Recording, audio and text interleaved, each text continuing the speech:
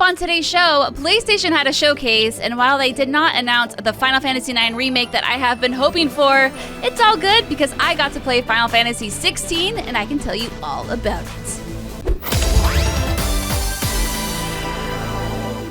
What's good, everybody, and welcome to another episode of the What's Good Games podcast, your source for video game news, commentary, analysis, and funny stuff every Friday. I'm Andrea Renee, joined by a disappointed Brittany Brombacher. All I'm gonna say is you only had to do one thing, PlayStation, and now it's my Final Fantasy IX remake. That's all I want. That's all that millions of us out there want. You didn't do it. 0 out of 10. Give me a fucking redo. Oh boy. So the focus of this week's episode, if you haven't picked it up, is going to be that PlayStation showcase that happened this week, because turns out there was some other news, but not a lot. And there was a massive amount of games, 35 in fact, covered in the PlayStation showcase.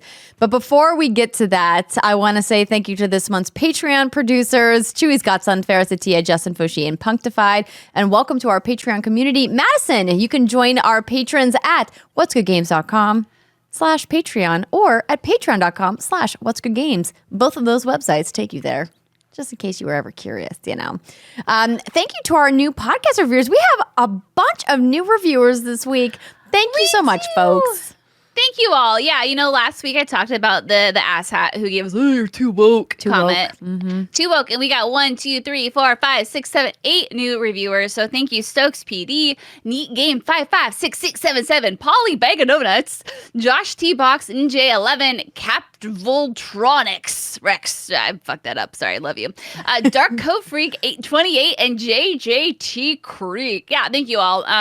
It helps out so much. It makes me feel good that one douche nozzle can put his or her douche nozzleness everywhere in the world. And then we can get some of you badass folks to cover up the douche nozzleness, like in that foam party game, Square Enix. Like, I imagine you coming in there with your foam and like spraying it all over. Yeah, we'll be talking about Foamstars. Just you wait. But seriously, thank you all so much. It does mean a lot to us. So we really appreciate you guys taking the time to give us a wonderful 5-star review. So today's show is also brought to you by ExpressVPN, but we'll talk about that in just a little bit. The PlayStation Showcase 2023, Brittany informed me that it had been 572 days. Someone in chat, yeah. So the last one was in 2021, because we were wondering about that, and that just seems absolutely wild to me, but then they broke it down by days. So yeah, it's been like 570 days. Something ridiculous.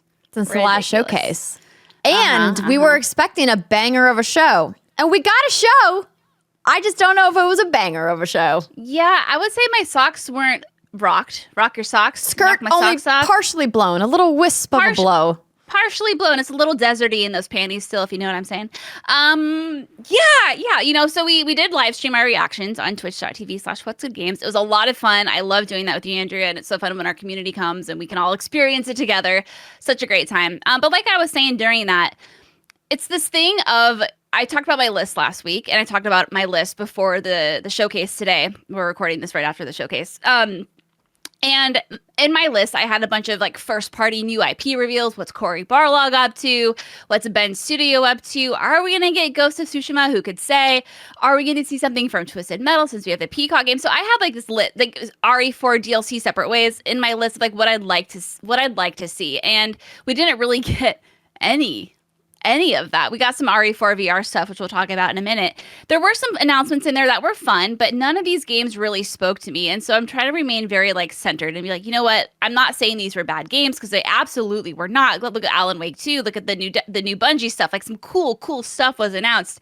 But there was nothing that like got me hot and bothered and moist, if you know what I'm saying. So again, like nothing terrible, but just again, like not a first party blowout. I think like a lot of us had been expecting. And again, we're a victim of our own crimes here. We hype ourselves out, and I think it was just a little bit of that today. I think I was a little too hyped out, which is like surprising no one. You know what I mean? I don't think you need to be apologized for bringing the hype. As somebody who has sat next to you in many PlayStation press conferences and also live streamed PlayStation showcases with you, I think that there's always a moment of hype for you. And it just felt like this year was just a little bit of a ho-hum. And I don't want to say that because, as you already said yourself, there was plenty of great games here, but I think PlayStation is just the victim of the own bar they've set for themselves in this moment. And so we were coming into this going, okay, there's going to be at least a couple like big like wow moments, like those viral, like, can you believe that they showed this thing? And you're right that it was just a lot of expected announcements. I think some of the highlights, let's talk about our highlights of new stuff that we didn't see coming, didn't know was happening. And they started the show with one, Haven Studios, Ray Jamin's new development studio, showed their brand new game called Fairgame. I still don't like the branding of them putting like a dollar sign on the end, like an S. Like, who are you, Kesha? What's happening? I'm not okay with that. I hope they like get rid of that because that's confusing. And also, I don't even know if you can use that in a hashtag. Can you use a dollar sign in a hashtag? You can't use symbols, right? So like marketing folks fix it. But they are calling it an emergent sandbox PvP game. And we were chatting about it in our live reactions and calling it Cyberpunk Robin Hood. That's actually, it's Cyberpunk Robin Hood with a little bit of payday in there. It's kind of what it looks like. And, you know, like just from the get-go, this isn't a game that I would be immediately drawn to, especially since there is this PvP component and this heist component. And that tells me that you're going to be playing against people who are a lot better than you are. I think if it was more of a PvE, and maybe this is still an option, we're still learning about all this stuff like in real time as we're recording this, where you can go against maybe the AI or go against the computer or something like same thing, duh. But that would have been fun. That would have been more attractive to me because I think what Jade Raymond does, I think she's brilliant. You know, I want to know like what are they capable of making? What is this like twist that they're going to put on this that will make me actually drawn to this? But if it's PvP, like, I can't take the time to get good.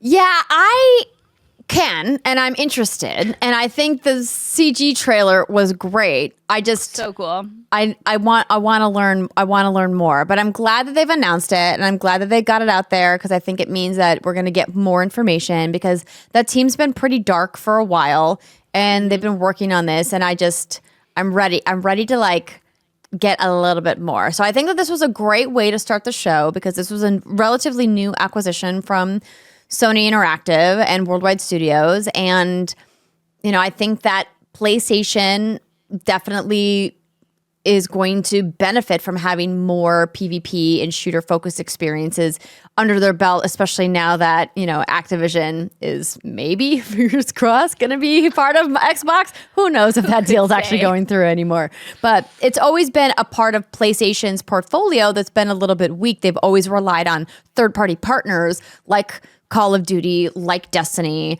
and others to kind of fill in that gap. And this could be a really cool moment for them to have a more shooter-focused game that is, you know, underneath the hood, even though they've now bought Bungie. So they've got that. Speaking of Bungie, let's just transition right there, shall we? Because this was probably my highlight of the show. We got a reveal of Bungie's Marathon, the brand new game that they're working on. I forgot that Bungie already made Marathon. So is this a reboot? ? I don't know. I'm going to pull up the teaser trailer because it looks just so cool. I think I was expecting a new original IP.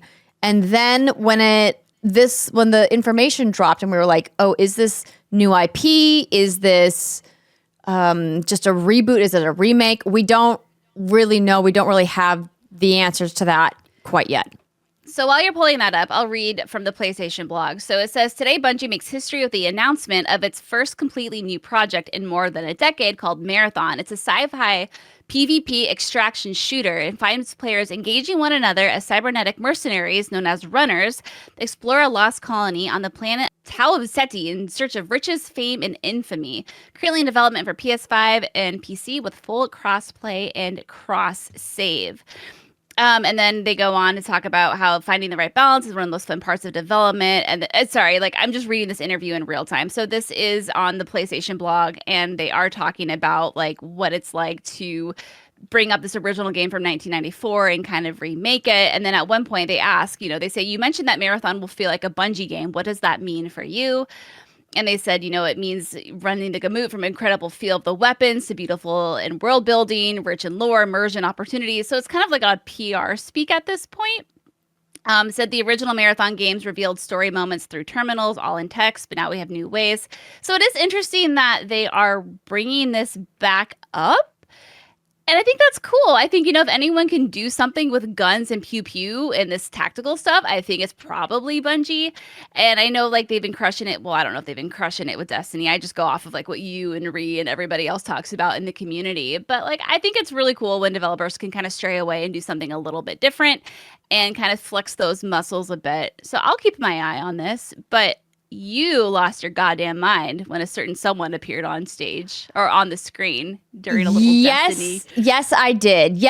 And I've mentioned that I've been having trouble with some of these press conferences lately, and I don't know if it's just fatigue from being a new mom. Well, not new anymore. Oh my God, they're 2 now. Yeah. Or it's just me misaligning my expectations for what we should be getting.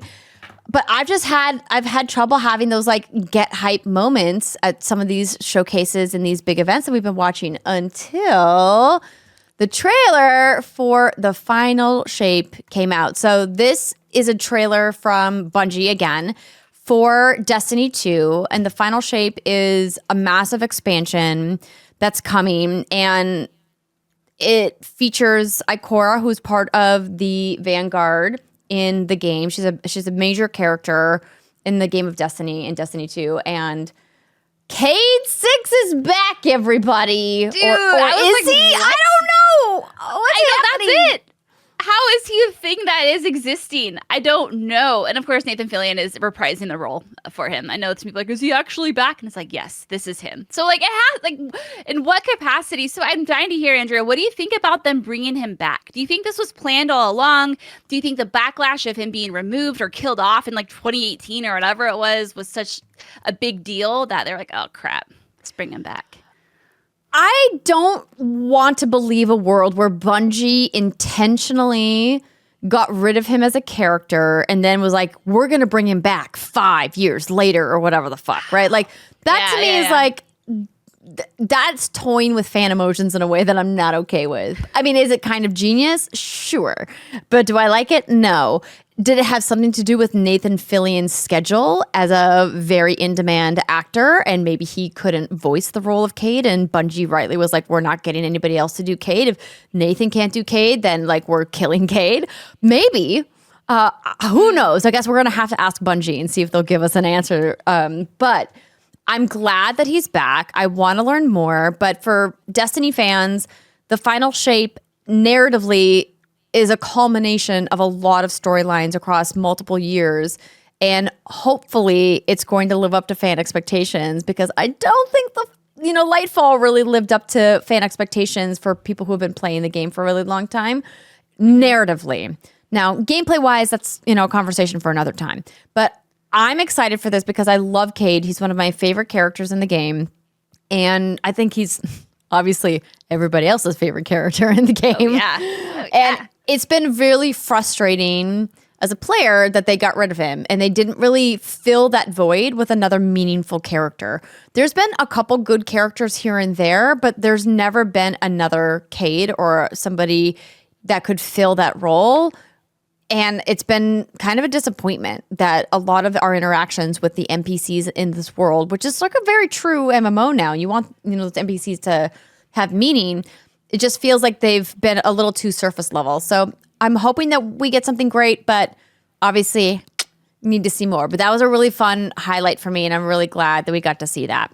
So there is the Destiny 2 live stream coming August 22nd. That's too far away. It's too many months away. It's 3 freaking months away. That is far away. I didn't realize it was so far away. Just hold on to your butts, Andrea, for 3 more months. Okay.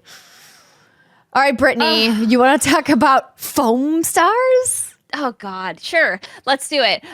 Okay, so yeah, Foamstars is a new fresh party shooter revealed for PS5 and PS4. And so again, on the PlayStation blog, like, again, we're recording this right after the stream, so we don't have all of our ducks in the row, but we're doing our best. So this is an upcoming 4v4 party shooter for PS5 and PS4, where players will battle it out with foam. And the article goes on. It's like, now I'm sure many of you are wondering how foam in shooting works. And then they go on to kind of like explain. So foam is used for not just attacking, you can also shoot foam on the ground and it will build up, altering the terrain. And then, you can use the foam in creative and versatile ways. And then you have, I'm seeing GIFs of people using surfboards on the foam. And so, yeah, like this is very, very interesting. Again, I think you can't help but draw the conclusion like this is obviously inspiration from a game like Splatoon, which is an incredibly, incredibly well. And, like I've said on the stream, I'll say it again here, like, go on with your bad self, Square Enix. I'm getting my Final Fantasy XVI, which, I guess Andrea, I gotta talk about Final Fantasy XVI this week. We were wondering if we were going to have anything hands-on to talk about, like, duh. But yeah, so Final Fantasy XVI, they're working on Final Fantasy VII. I'm still convinced they're working on Final Fantasy IX. So yeah, like, cool. Like, you're doing it. You're crushing it with the IP I want you to crush it with. Go on, experiment with something like this. I would just love to know, like, why. I don't want to sound like I'm poo-pooing it because I feel like that's what I'm sounding like. But hey, like, maybe there's going to be a lot of, traction, no pun intended, traction under the foam here. And maybe people will love it. I'll turn to the next big, like, PvP you'll see at EVO. Who could say? Rooting for you, but go on with your bad self. I think that this is a really great game for Square to try to get more into the family market, because historically, Square doesn't really have a lot of family-friendly games or games that are geared towards multiplayer couch co-op play, right? Mm-hmm. They have some, but not a lot. And it's a genre that's been really successful for a lot of other publishers. And I think it's a really interesting take on it. I think I saw somebody, maybe it was IGN, call it the Persona Splatoon look-alike we've always wanted. And I was like, we have always wanted that, really. Okay, cool. I was like, that's a very specific wish list, but I'm happy for you that that's the thing that you wanted was a Persona Splatoon game. And now it looks like you're getting it. But come on, you can't actually convince me that anyone was ever like, yo, what would be great if Persona and Splatoon merged? No, I think it was clearly like whoever wrote that being cheeky. But what I'm interested to learn more about is how do the build mechanics work? Because we saw the build mechanics in Fortnite be very popular, and then they kind of fell by the wayside in advance of no build mode, or in preference of no build mode. But I want to try this. I want to get hands-on and see just how fun it is to play, because Splatoon is really fun to play and clearly has a big audience. Right. And if they can capture even part of that audience and then support it with ongoing content, I think that they could do some really great things, because obviously Splatoon is only on Switch. Well, now, it was on, was the first Splatoon on Wii U? Pretty sure that was Switch. Yeah. Switch. Right? It's been Switch this whole time, right? I'm not crazy. No, you're not crazy. Okay, thank you. Unless we're wrong, then we're both crazy. Girl, I don't know. Time makes no sense to me anymore. No. Yeah, so that was definitely an interesting take. I think when I saw Square Enix, I was really excited, and then I saw it, and I was like, okay, like I said, cool. I'm sure this is for someone. I hope it does well. That's always great to experiment and go outside the box. The game that I think got the most reaction for me of all things was Cat Quest, Pirates of the Purribean. So this is coming out in 2024, and I don't know if I've ever talked about Cat Quest on this before, but hold it's really on. cute. I'm not wrong. The original Splatoon was on Wii U. Wait, what? Yes. It was definitely like pre-Switch, the first one. Was it really? Yes. It wasn't like a simultaneous launch like Wii U and Switch? 2015. Well, no, of course it was. It came to Switch eventually, but like, that's hilarious. Okay, I just wanted to make sure. I was like, I felt confident, and then I questioned myself. Girl, I'm so glad, because I would have laid my life on the fact that it came to Switch originally. Wow. Okay, well, great. Wonderful. There you go. Anyway, Cat Quest. Yeah, Cat Quest. So, I don't know if I've talked about it on the show before, but I've played Cat Quest 2 because it was a cooperative game. Played it many, many years ago, pre-pandemic, actually. So my memory on it is like a little hazy, but I just remember having an absolute blast playing with Jason. It's a really cute RPG with progression, and it's like this open world map, and you deal damage and you level up and you do all this really, really cute stuff, different like classes and attacks and stuff like that. And so I had honestly forgotten about this game for a minute.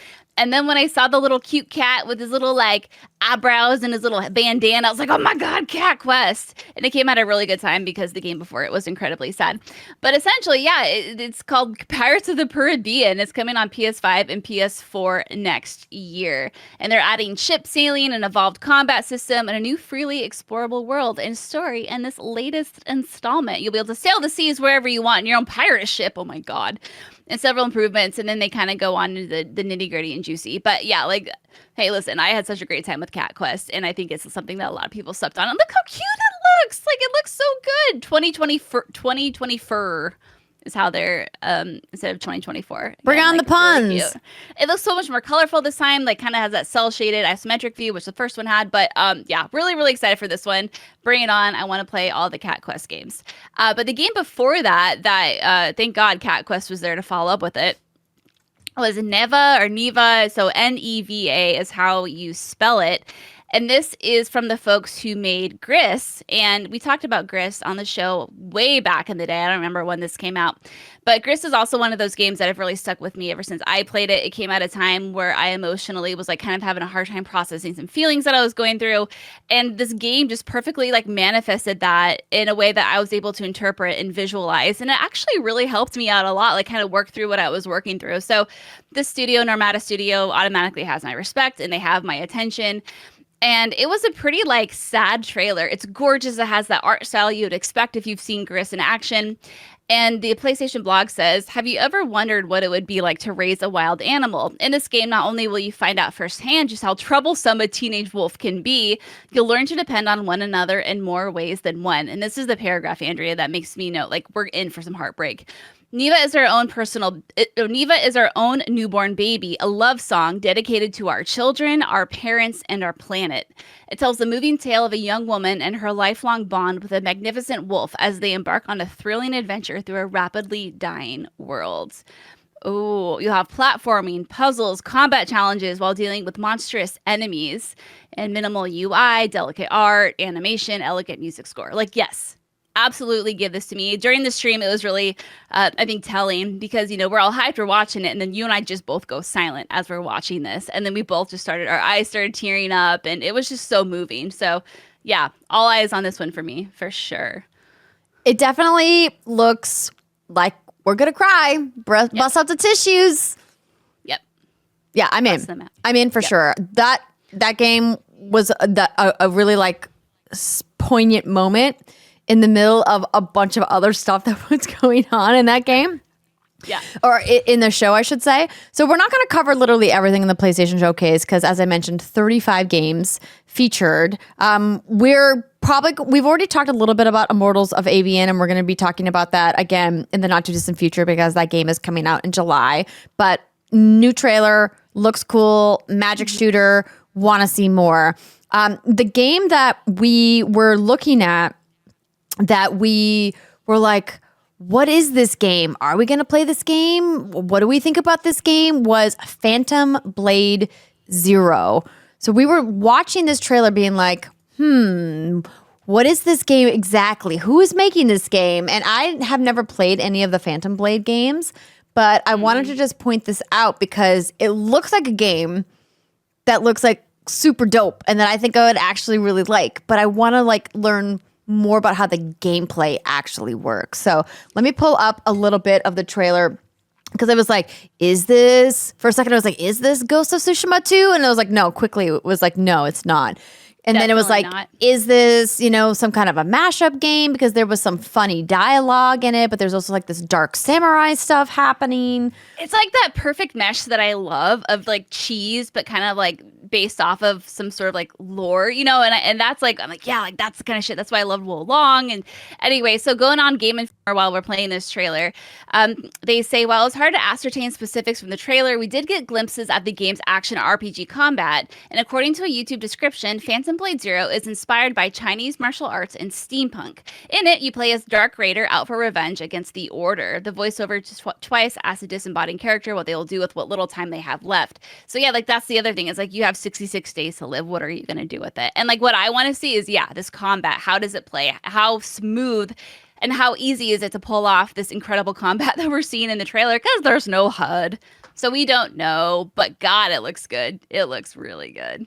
Oh. Yeah, it looks real cool. And I should mention that the vast majority of these trailers had the PlayStation 5 or the PS5 tag on them. Now, there was no clarification on most of them if it was PS5 exclusive, PS5 partnership, or whatnot, because again, as a reiteration, a lot of this showcase featured partner titles, did not feature first-party titles, but we do know that Sony has been putting a lot of their first-party titles on PC. But It is assumed that a lot of these third-party titles will also be coming to other platforms, whether that be Xbox, PC, or Nintendo platforms. Obviously, depending on the title, of course. The next game I want to briefly talk about is just Alan Wake 2. We got a new look at that. That's coming to PS5 according to the PlayStation blog on October 17th. And I think the thing that stood out to me the most in this game was how creepy it looked. I mean, the first one's like creepy, yes, but this one just looks like all sorts of fucked up. When we were watching it, Andrea was like, yo, Resident Evil. And yeah, it just looks like you have like this weird creature walking towards you with like 8 arms or so, and just kind of the glimpses and the creatures that you saw in the camera angles and whatnot. I'm like, ooh, this looks like this is going to be real creepy. So that definitely was another highlight for me, for sure. And then, the blog goes on to say if you haven't played the first one, you can just hop into the second one without playing the first. But the first one is still very fun. So definitely check it out if you haven't. This to me was another big moment during the showcase. And it's telling that an IP like Alan Wake was the big moment, because I think that an IP like Alan Wake is not as big of an IP as, a lot of people within the games industry or great games media industry think it is. And that's something I think that's worth mentioning, is that, while we're hyped for Alan Wake, like the larger gaming consumer audience isn't as familiar with Alan Wake as an IP as I think people in gaming media think it is. No, you're not wrong. I mean, I would never make that argument. I would never say like this is huge fucking like IP with a lot of weight behind it. It's not. But I love that we're getting a sequel, and maybe it can become that next thing. We've seen ever since Resident Evil remakes, we've seen these survival horror games come back from the ashes and really be wildly successful. So hopefully, this will just be the beginning of a new Alan Wakeology. Alan Wakeology. I like that. Alan Wakeology. Wakeology. Wakeology. All right, which direction to go next? Oh, well, I know. What? Let's hear a message from this week's sponsor. This week's episode of What's Good Games is brought to you by ExpressVPN.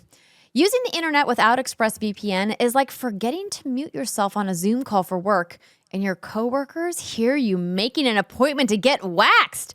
I mean, sure, getting waxed is no big deal, right? But whose business is it what you're doing with your body hair anyway? Am I right? You can wax whatever you want, just like you can surf the web however you want to with protection from ExpressVPN. Now, you might not realize that internet service providers know every single website that you visit. Yeah, all of them. You can't hide it. But ISPs can also then go and sell this information to ad companies and tech giants who then use that data to target you. Now, if you've ever gotten a very specific Google ad or an Instagram ad, you know exactly what I'm talking about. ExpressVPN will reroute your network data through a secure encrypted tunnel so your ISP can't see it, and thus the tech giants and the social media companies of the world can't buy it. And it's really simple to use, you guys. All you got to do is fire up the app, click the connect button, and boom, you're protected. It's rated #1 by both CNET and TechRadar, and it works on phones, laptops, even your router, so that everyone who shares your Wi-Fi can be protected as well. Now, when I'm traveling through airports or hotels, we all have to jump on that public Wi-Fi, right? So that's why I love using the ExpressVPN app on my phone, because it makes sure that all of my sensitive data and my browsing history is protected. Protect your online privacy by visiting expressvpn.com/whatsgoodgames today. That's expressvpn.com/whatsgoodgames, and you can get an extra 3 months for free. expressvpn.com/whatsgoodgames. Brittany, I know I kind of faked you out there for a second, but I do think we buried the lead a little bit with this PlayStation Showcase recap news. Because the biggest thing that we saw at the PlayStation Showcase was what we probably should have started with, of course, was Spider-Man 2. Yeah. Duh. Yeah. Big duh. Wow. So, during the stream, you were like, I think they're going to close out with Spider-Man. And I'm like, nah, they're going to close out with Bend or Cory Barlog or something. Well, you were right. I got myself a little hyped out there for a minute. So they closed out with Spider-Man. I think it was like 10 minutes of look at this game. And admittedly, I was like, if they close out with Spider-Man, that's not going to be very exciting. I was wrong. It was incredibly exciting. That game looks so fucking impressive. Of course, it looks beautiful and cool, but impressive is the word that keeps coming to mind. Watching them sling through the city and doing the things they were doing, and I'm like, I can't wrap my little pea-sized brain around it. I'm like, I don't know what magic they've done to make this game look so good, but they've done it. And it was really fun having the chat with us because, we're seeing Peter Parker with this black suit on, and I know it's a specific suit. And I'm trying to figure out, like, who is he? Why is he looking like this? Who is the relation to Venom? Blah, blah, blah. And chat was explaining it to me, and I still, don't quite understand, but it really helped put into context what was happening. But either way, I call this Daddy Peter Parker because he's out for fucking blood, man. His voice is deeper. It's more gravelly. He's just like, don't fuck with me. And I loved that. I loved it so much. Yeah, this was a really fun moment to watch along with our live audience. And this is the first time we've really seen this from Insomniac. Obviously, Peter Parker confirmed to be back. He's in the black suit. We get to see Kraven as one of the big bads in the game. We get to see a bunch of combat as we're watching here right now, recapping the trailer at youtube.com/whatsgoodgames. And this was a nice meaty chunk that I was really happy that PlayStation did. Am I happy that it was all the way at the end? Not really, but I'm glad we got it. And I don't think anybody was expecting anything less than a stellar trailer from Insomniac, knowing how well they've done with the Spider-Man franchise on PlayStation. And yeah, Brittany and I were gushing over the lighting effects in this trailer. They just look so good. Like the lighting does something to me. And it's something else we just saw is, we know that both characters will be playable. And the question for the longest time is this game going to be cooperative? Sony did come out and confirm, like, nah, it ain't. So, okay, we know that. But what I love about it is that it looks like you're going to be switching between characters when they want you to. And that's what I want from a narrative experience like this. Because if it were up to me, I mean, if they were going all out and it's like you can experience this game from both Miles and Peter's point of view, like that sounds way too overwhelming. If I was the one in control of who experiences what and when they do. But it sounds like, it's like you'll play as Peter and then it's like little scenes, switch to Miles, and then you switch to Miles, and you switch back. And I'd have to watch this again to see if there are any moments where you can choose who you play as during certain, pivotal cutscenes or whatever, or during scenes. But either way, like, I love this. I love this so much. And it looks so damn fun. I love how he's like slinging the guys up and turning them into little cocoons. And I know you could do that in the other ones, but either way, it just reminds me, despite knowing little to nothing about Spider-Man lore and Spider-Man as a whole, I don't need to get hyped as hell about this.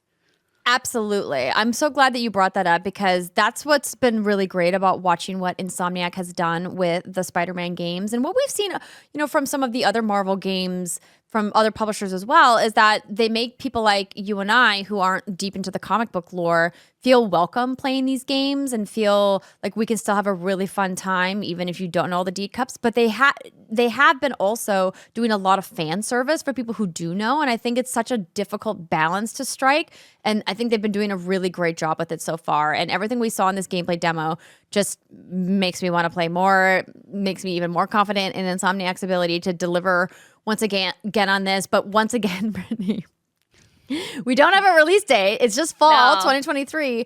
But also, here we have yet again Insomniac putting what is probably going to be a phenomenal game out in a year against too many other phenomenal games. This is going to be another year where Spider-Man gets shut out from award considerations because Zelda's just going to sweep everything. Doesn't matter how good Final Fantasy is, doesn't matter how good Diablo is, or how good Starfield is, or Assassin's Creed, or literally anything else that comes out this year. It's just going to be about Zelda and Link. Ooh, it's gonna be a spicy Game of the Year conversation this year. That's all I know. But you're probably right.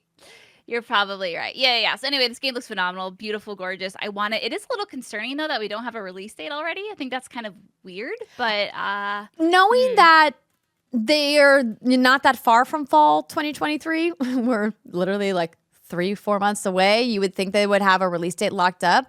I'm glad though that Sony's like, hey, you know what? Let's just keep it as a window, and then if we need to bump it, we'll bump it. And that's fine. And I'm okay with that. It makes me feel like I'm setting up expectations for it to be pushed and not for it to actually come out. That's which would be bad. Yeah. Honestly, do it. Delay till February 2024. It'll be better for everybody. Would not complain.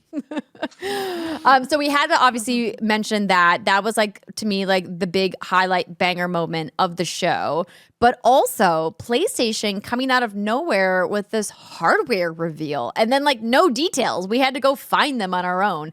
And I know that you had pulled up some details from the PlayStation blog about this PlayStation Q device. And then they also revealed these PlayStation earbuds as well.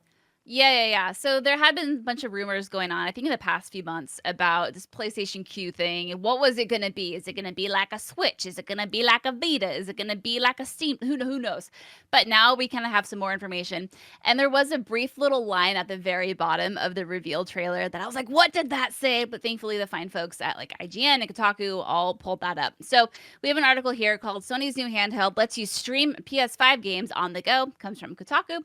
And it says, well, it finally happened. Sony's got a new handheld on the way. It promises all the features of the fancy DualSense PlayStation 5 controller on an 8-inch high-definition screen. The only catch, it's a Wi-Fi streaming-only device, pulling directly from your PS5. Sorry, Vita fans. And then it kind of goes on to the history of Sony's handheld. And then IGN has a thing too, and it says, for all the folks hoping for a Sony competitor to the Nintendo Switch, this doesn't look to be what you're looking for. This is for streaming games from your PS5 to a handheld screen rather than playing anything natively. Think more Razer Edge and less Steam Deck. So, we were talking about this during the stream, and again, like, I have to remove myself from my situation, which is like, my husband and I each have our own dedicated televisions because it's really important for like what I do as a career that I can access a TV, a high definition TV at any given time. So I've never really had the need to play something so like if I'm playing like a game on a PS5 and I need to go like play it in another room, like I can always just go play it on my own TV.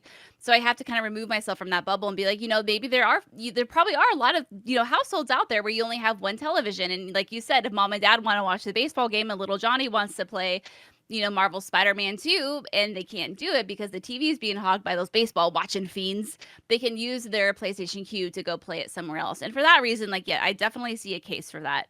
I just wish, that there's maybe down the line, but I know it'd be wildly expensive, something that can play games natively for, when you do travel, or if you are in a hotel, or if you do want to like go on the road. But I think we're very, very, very far away from that. If it, you mean like does. Vita 2? Like a Vita 2, like a Switch, something like that. Switch has spoiled me, girl. And I know there's a reason why the Switch is not as technically impressive as these other consoles and handhelds. I know it's cheaper to make, cheaper to sell at, whatever. But still, it would be so cool. Yeah, but Steam Deck exists as a thing that shows that you can have impressive, powerful graphics on a handheld device. Sure, it does come at a cost, right? And it's a more expensive cost than the Switch is, but it's possible. And it's interesting talking about the size of this thing. So both the Steam Deck and the OLED Switch have 7-inch screens. So if this is an 8-inch screen, it's even bigger than the Steam Deck, which is wild because the Steam Deck is a chonky boy. And so it's something I think the form factor is interesting to consider. But yeah, I think we need to play with it. We need to learn more. There's a lot of questions that you already brought up about who is this for? Most importantly, though, how much is it going to cost? I mean, that's it. And that's why I guarantee they're going this route, is you can sell it at a cheaper, more attractive price point. Why not take advantage of the install base of the PS5 instead of trying to sell a brand new PS5 in a handheld form? Like, I get it, but so many more questions. ¿Por qué no los dos? Why don't you just do both? Make 2 versions. Money is right? hard. Like, make a stream-only version. It's like the PlayStation 5 itself. You've got the one version that doesn't have the disc, and then one that does. Yeah. I mean, it's not quite the same. It's more like an Xbox Series S versus X comparison. But I digress. I'm rolling with you. Thank you. And then they also announced PlayStation earbuds. We talked at length way back when Mark Cerny did his GDC talk about how the PlayStation 5 architecture and hardware is making a big focus on audio, and how audio design, is playing into the software with the hardware. And so I think it's cool that they're offering, proprietary earbuds. As somebody with pediatric-sized ear canals, I don't think I'm ever going to be able to wear these, but they intrigue me. I really love the idea of wearing something in ear versus over the ear for playing video games, something that's, native and that does sound really well. But there's also a bazillion Bluetooth earbuds, so I really need to hear them to see what's special about them. But, it's a nice option. It is. Okay, quickly, because we have to move on to other things. PSVR 2 had a moment in this showcase. They said that they were going to talk about some of their VR games, and they did not lie. And both Brittany and I were grateful that they kept it brief, as I'm sure a lot of other people were. But, of course, as expected, we saw Resident Evil. Britt? Yeah. You want to play it? I mean, any reason, any availability to get inside of Leon, if you know what I'm saying, girl. If you know what I'm saying. Okay. But this honestly was a really it was cool that we got the gameplay footage, because last we heard about this was that, it's in development. It's like, okay, cool. Like, we assumed it would be. We didn't really get any other information on it. And today we just got some gameplay with a currently in development. It's like, all right. But we did get to see it in development. Cool. It looks great. It looks like Resident Evil 4. I love that it's not floaty hands. The combat looks intense. So cool. This is coming as free DLC. Awesome. Great. Happy to see it. Hopefully we get a release date on that soon, or a release window, but I think it could be a hot minute. Yeah, then we saw Arizona Sunshine, which looks hilarious. You can make zombies talk with your mouth, with their jaw opening and closing. Like, okay, that was just a fun trailer. Then you have in here Crossfire, Sierra Squad, some Beat Saber stuff.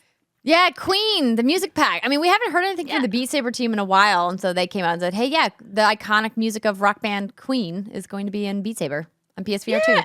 I think we were all hoping for Half-Life Alyx, and it didn't happen.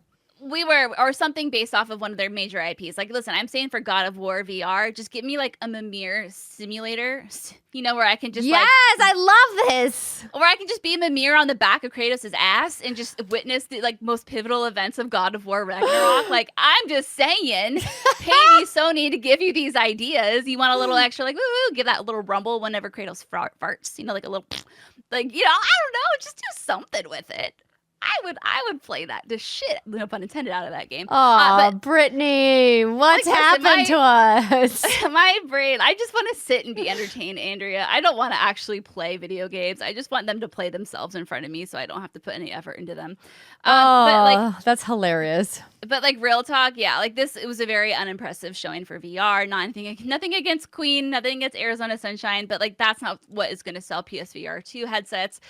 Hopefully down the line we'll get some major IP shenaniganry going on, but for now, it is what it is. Cool. Yeah. Just because we can't literally cover everything in the showcase, I'm just gonna quick hit a couple things that we chatted briefly about in the live stream, which you guys can go seek out if you want to.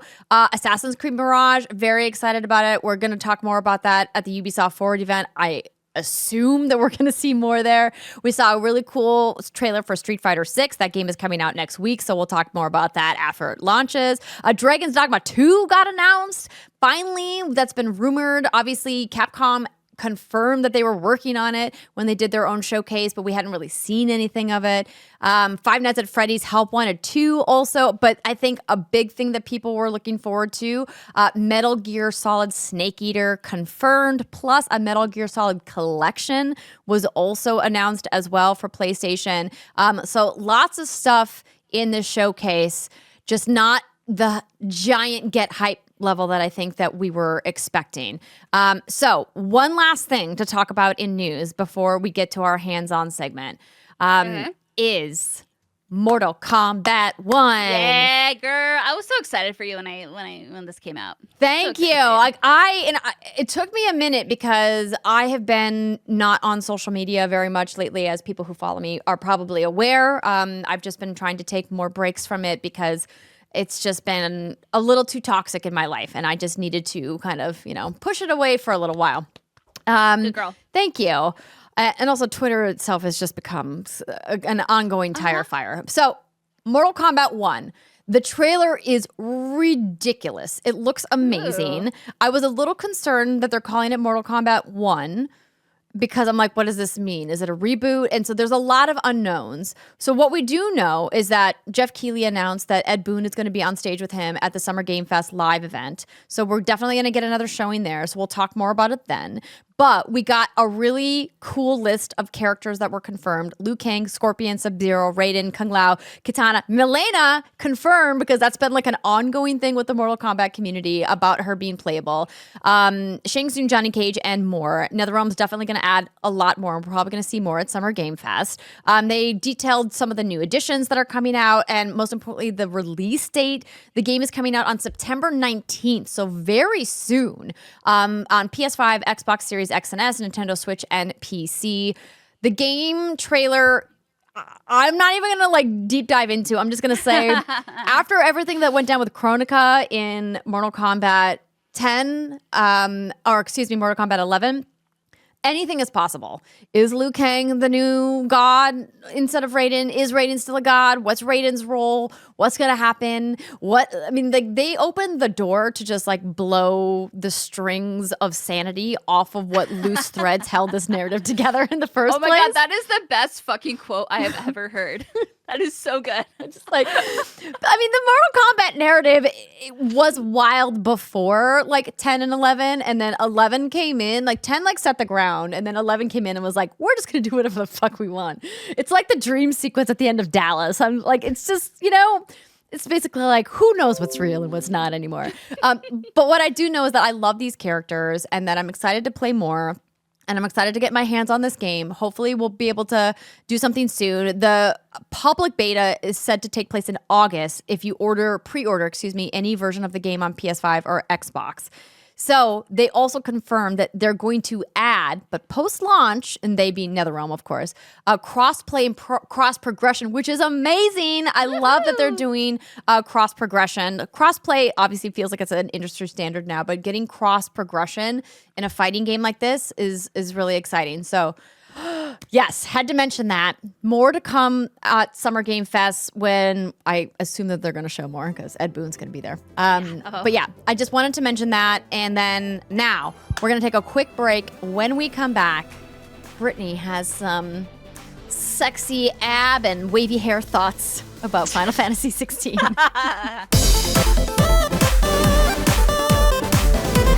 Welcome back, ladies and gentlemen, to What's Good Games. This is where we talk about our hands-on experiences with video games that we've played and preview events we've been to.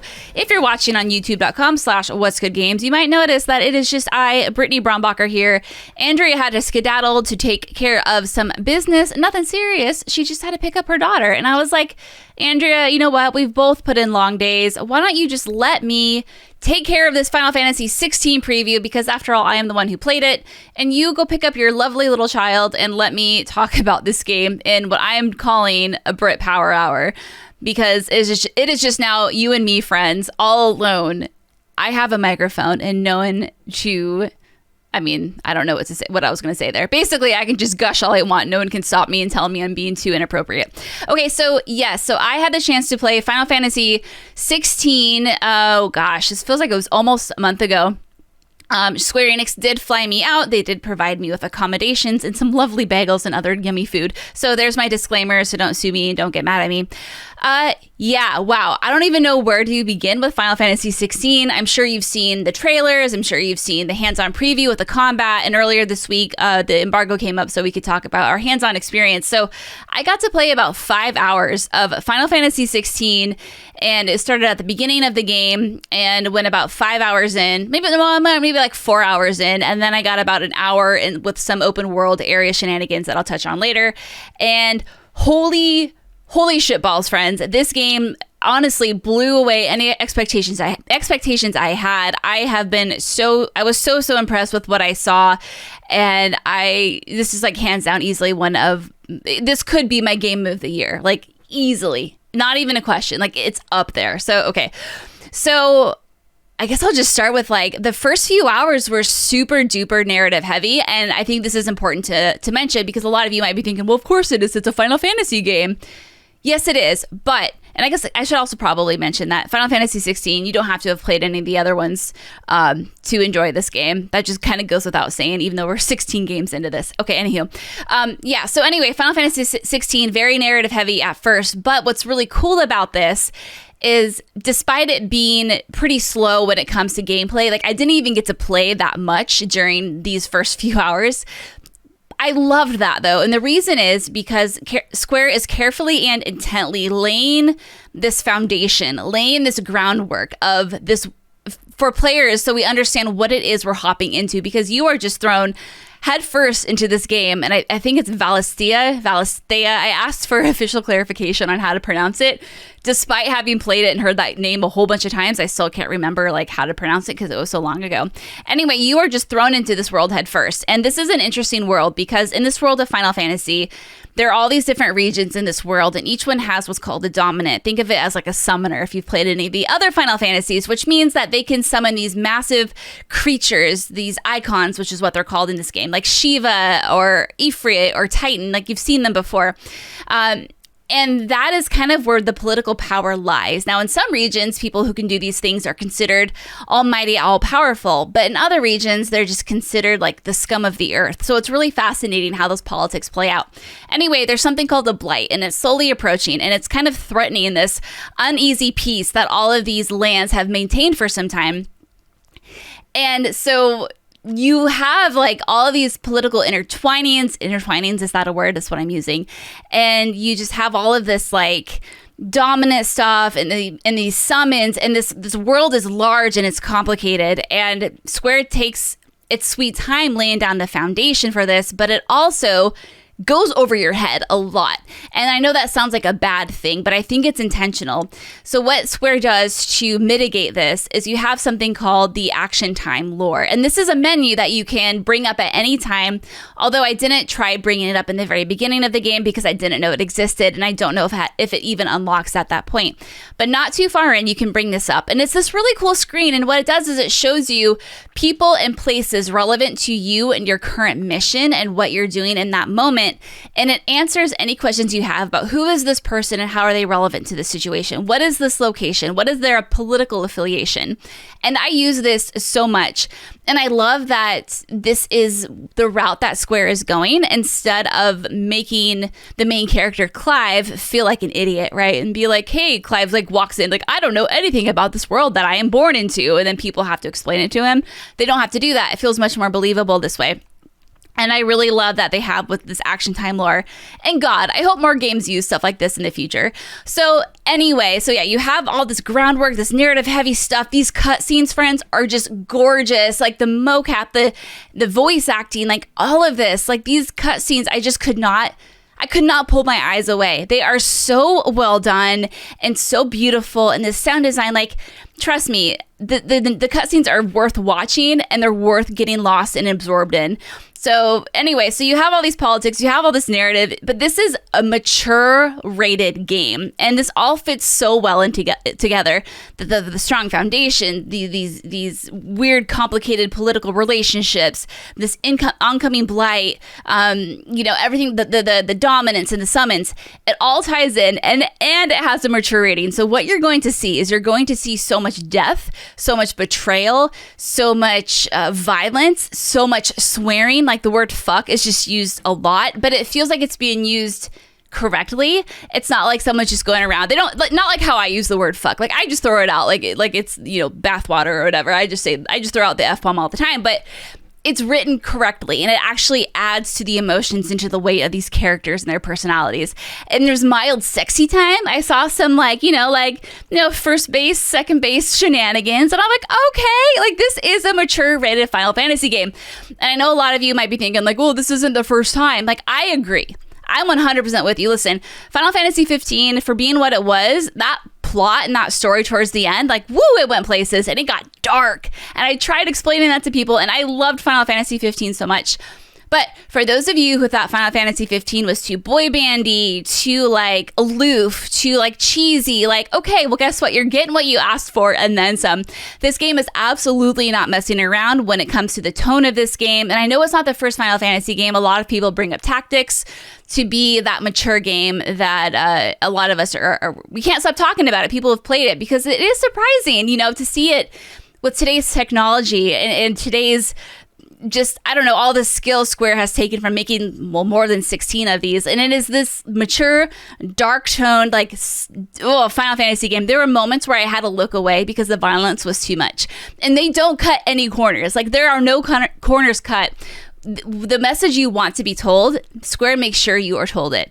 And that to me is just like one of the coolest things, and I think one of the things that blew me away the most. And it all looked and ran so smoothly. So anyway, now that I've gushed about the tone and the story of Final Fantasy 15, I'm gonna move on to the next thing. And the next thing I have in my notes, because of course I do, it's unfair how hot everyone in this game is. It is just absolutely, it's just unfair. Like, granted, there are some people that, but there are most of them. I'm like, damn, like Sid. Can we just talk about Sid for a moment? He was an Oglop in Final Fantasy IX, and now he is just this beautiful, studly, like, creation of a man with this deep, deep voice. And I can't remember who the voice actor is, but damn. Anyway, like, looks aside, all these characters are very well written. And I know that's a very cliche thing to say, but everything that came out of their mouth, like, I couldn't predict it. Like, it was all very interesting, and I was just glued. Every time someone spoke, I listened. It was just like I could not get enough of these cutscenes and these relationships that you see form in front of you. Oh my God, like, I cannot wait to watch these things play out. This story, I think, is going to be so convoluted in a good way, like, so complex and takes so many unexpected turns. Like, I just can't wait. With a cast like this, I don't know how it possibly can't. Another thing a lot of people have been talking about is the combat in Final Fantasy XVI. So yeah, it's very quick. It's obviously not turn-based. It's a step more than what Final Fantasy VII was, in the fact that this is all very real time. So you can jump, you can parry, you can evade, you can dash. You have a dedicated button for your melee combat and a dedicated button for your magic. Holding R2 gives you access to your special abilities. You have items via the D-pad. You can parry, you can counter, and if you evade correctly, you get a combo follow-up. And it sounds like a lot when I'm describing it, but the tutorial does such a great job at breaking it down and introducing it to you in narrative beats and in fun ways. It's not like you're just like, here's this tutorial, no, off you go. It's like, now, like, it feels like a natural progression to the combat.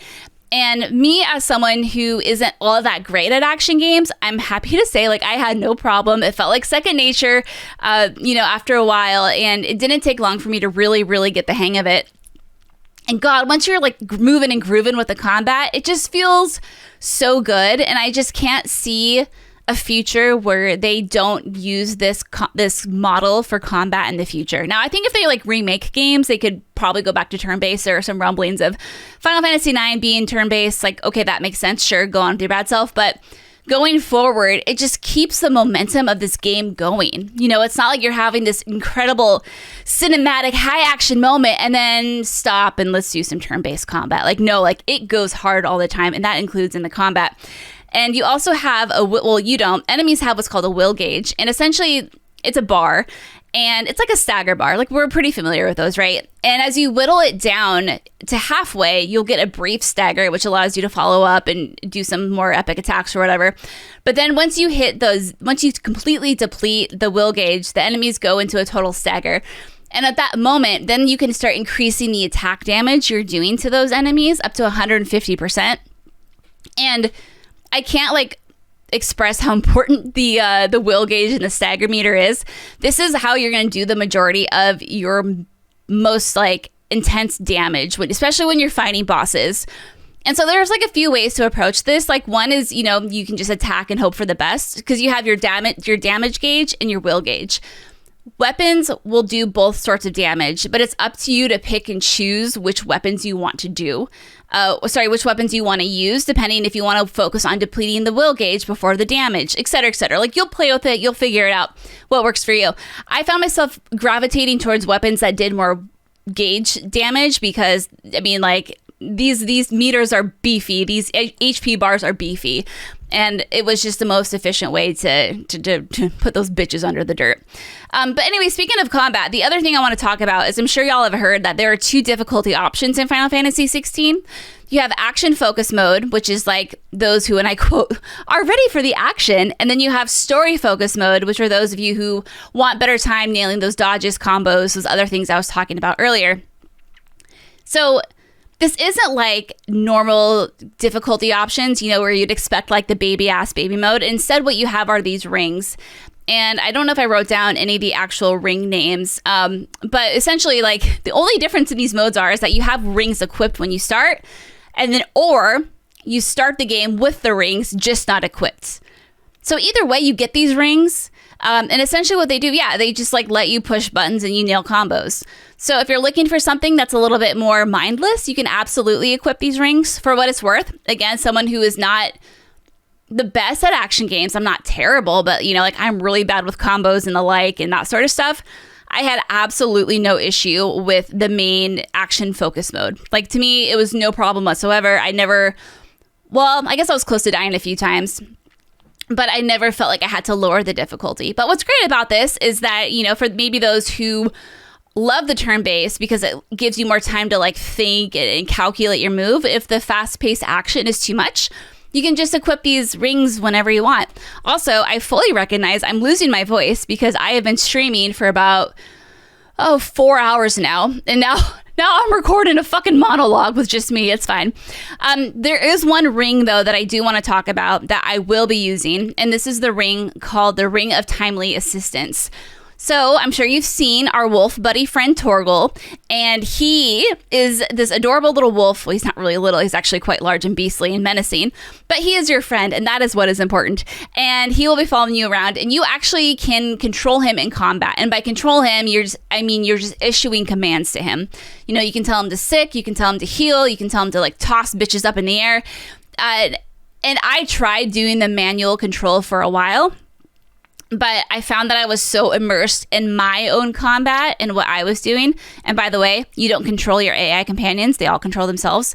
That damn right. Pull your weight, Sid. So I'm going to be using this ring, and that controls Torgal automatically, so you do not have to do it. Just something to keep an eye on. Again, you can equip it at any time. It's no problem, but I just found that I just didn't want to. I kept forgetting to tell Torgal to do stuff, and then he was just kind of like, yo, bro, what am I doing? I'm like, I don't know, sir. You have a brain, use it. And he was like, no, you're supposed to use your brain. Anyway, I digress. Looking through my notes here, I'm trying to think if there's like, okay, I'll talk about this. All right. So there are, again, like the summons that I mentioned at the top. There are these things called the icons, and they are basically, you know, the summons that we've come to know and love. I know every game they have a different name, but they are called icons in this one. And this has been a feature that I feel like has been showcased as a really cool new way to experience these icons, these summons in different ways. And these icons are going to be battling each other for certain narrative reasons. And the one icon battle that I got to experience was the one between Phoenix and another, what it was simply just called like another fire icon. Like I can't get into the whys of why it was called that or what it is, but essentially it's this big firebird Phoenix versus another icon of a fire nature, okay? And these are these beautiful cinematic fights, and they're gorgeous, and they're so well like choreographed, and oh my God. But what makes them so cool is that you actually can play during it. However, I, as the person who was controlling Phoenix, will say that the controls were very, very simple, and like, I'm not gonna say it was boring, but it was the sort of thing that I'm happy to do once and then not do again. Because if I had to repeat that over and over again, it would get very repetitive and it would be a little boring. So you could shoot, dodge, and steer Phoenix, and that's all you can do. I did die at one point because I was fighting or shooting something that I thought I was supposed to shoot, and it turns out that was not an enemy. That was a piece of stagnant art. So I died. And then thankfully, though, when I rebooted the game back up, it had a great autosave system. So I didn't have to do that whole thing over again because that would have been a little too much. So anyway, the TLDR is, as stunning as that icon battle was, the gameplay was a little, and I definitely would not want to do it all over again. But hopefully, you know, maybe the different ones that we experience will be more varied and interesting. Let's see. I also want to talk about the open area that I got to experience, because I think this has been kind of a big question mark for a lot of people, myself included, was what does the moment-to-moment gameplay look like when you're out just playing? What can you do? So obviously, like, the open world aspect of it is not really a thing anymore. You have this really cool map that you get to choose your locations, and it's a cool map because it makes you feel like where you're going is important, and it makes it feel like the things you're doing, you know, it shows the relation between the locations and da-da-da. So anyway, you pick your location, and the most of my demo, it was mostly linear in the sense it was like, okay, go from point A to point B. And like, granted, you know, it's not like a narrow pathway. It's not like Final Fantasy XIII narrow pathway. You know, it's larger. There are branching paths and branching areas you can go to, and it just feels larger than it actually is. You know, I admittedly like only played again for a few hours of actual gameplay, so I don't know how representative that is of the overall experience. So like, that part, like, I wouldn't say was disappointing. It worked fine, but it wasn't this huge open land that maybe a lot of us were expecting. But there was a part in my demo where I was able to explore a larger area, and this was called the Three Reeds. And it was this large grassy wetland area with mountains and lakes and rivers, and I got to spend maybe like 35 to an hour just exploring that area. Time, I don't remember anything anymore. I wasn't allowed to interact with NPCs or activate side quests or anything like that, so I can't really speak to the depth that those activities will add to open areas like the Three Reeds. But from what I played, while it was beautiful, there just wasn't a lot to see and do. You know, there wasn't a lot of banter between the characters. There was some, but like not nearly enough that I would have, not as much as I would have liked. You know, there goes my voice. You can explore around. I've found treasure chests, you know, with items inside, usually like towards the end of the map, the edge of the map, if you will. There's a bunch of enemies to fight. And there were NPCs and other stuff, but I couldn't interact with it. So I hope that these open world areas are filled with more interesting things to do, even again, if it's just banter between the characters, to kind of add some breadth, some knowledge, some excitement, if you will. Add another layer of intrigue to these areas. I think that could really go a long way. I still think we haven't seen everything yet. You know, again, only like 5 hours of this game. It's not a heck of a lot. So I think we still could be very pleasantly surprised by what we see with these larger areas. But it was really pretty. It was really fun to be there. But yeah, like it wasn't like I couldn't have spent like all day there exploring. I was able to explore most of the map in probably 35 minutes. So, and I know that sounds like a lot, but it was mostly just like running around. Not really. Okay, I already talked about that. Oh, I want to talk about Sid's Hideaway. That's the other thing I haven't talked about. So I got to check. I can't believe I've been talking by myself for 20 minutes. Let's go. Sid's Hideaway. So this is going to be like your central hub area, and this is where you're going to go and chat with NPCs. You can upgrade your weapons and armor at the blacksmith. You can buy items. You can do some training. You can participate in like these like training mini games where you can compare your scores with other people who are playing the game. What I did when I was there, and it's like this cavey area, you know, it's not like the most gorgeous, beautiful place to be, but it's not really supposed to be because it's a hideaway, right? You don't want it to be super like vibrant and flamboyant or whatever. Anywho, you're in a cave. I upgraded my weapons and gear with the blacksmith with some materials that I had gathered. I talked to a shop owner and bought some new stuff, like, you know, the kind of the basics. But there was 2 side quests that I did, and one of them was delivering soup to patrons, which I know doesn't sound all that exciting. And even less exciting was delivering wood to someone who needed it, which really, like, literally was me walking, like, across the hideaway to give someone wood. Like, okay, whatever. So yeah, like, these weren't the most exciting side quests to do. But what it did do is it did enrich the culture and the lore of Final Fantasy XVI. I learned a lot about the history of the world that I was in just from listening to what the NPCs had to say to me once I did something. And for that reason, like, and of course, like, you get rewards, you get XP, and you get items, and like I said in my preview video, my labor ain't cheap. So, like, of course, like, that's my main motivating factor. But it was also great to know that even the simplest quest could give me some fun rewards from a narrative perspective. And I think that's part of the reason why we all love the Final Fantasy games, right? Are the story and the worlds that we get thrown into. There's some other like nitpicky things I can talk about. You know, like I noticed in combat, you only get like 3 high potions and 4 potions. No way of knowing if you can increase that as the game goes on. Definitely adds a more complicated layer to the combat and whatnot of this game, so you can't go in with 99 potions anymore. But like, I think that covers most of it, and I've been talking for a very long time. But like, I cannot stress this enough how freaking good this game was. And again, it's just a preview, and I know I'm known for getting hyped, and I know I'm known for like getting all excited, but just playing this game, there were multiple moments where I had tears in my eyes. If it wasn't from like the violence, it was from these massive epic icon battles in the air. Shiva and Titan at one point were going at it in the sky while I was just running around. Like, so they're fighting, they're fucking shit up all around me, and I'm just trying to like run like a little bitch from point A to point B. But like, we're at a point where we can manifest Final Fantasy XVI in a way in 2023 that we've never been able to see done before.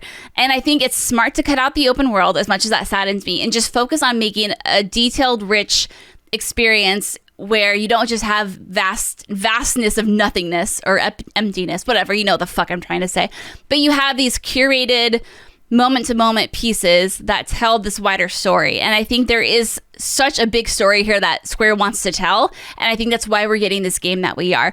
But like, it all ran so smooth. I mean, I did like have a few technical issues, but that was because I was I somehow accidentally unlocked the debug mode. But like, that's obviously not going to be in the final game. So not even like relevant, but it was just kind of funny. Anywho, yeah, this game fucking rocks. It fucking rocks. So if Andrea were here, I would tell her like, yo girl, like I think she's really gonna like this game. I think she's gonna like the combat. I think she's gonna like the characters. I think she's gonna like this story. And I know a lot of people are saying Game of Thrones meets Final Fantasy, and I know Game of Thrones has been an inspiration, but you know, like, I know it's such a cliche thing to say, but it feels like it. And I love that they're taking this, and I love that they're taking this mature tone, and I love that they're not cutting corners. They're not holding anything back.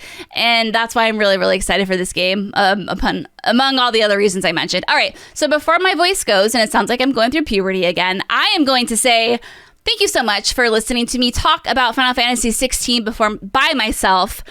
But before I go, I got a little tease for you, friends. And that tease is next week. Andrea and I are talking to some of the team behind Diablo 4, and we have a Diablo 4 jam-packed episode just for your eyeballs on YouTube and your ear holes if you listen to podcasts, just the audio and such. You know what I mean? You know what I mean. Anyway, yeah, it's going to be a really fun episode, and I'm really, really excited for y'all to hear it. So thank you again so much for listening to this week's episode of What's Good Games. I am B Nasty, and can you tell I'm so like mentally done? I love y'all so much, and I'll see you next week. Bye.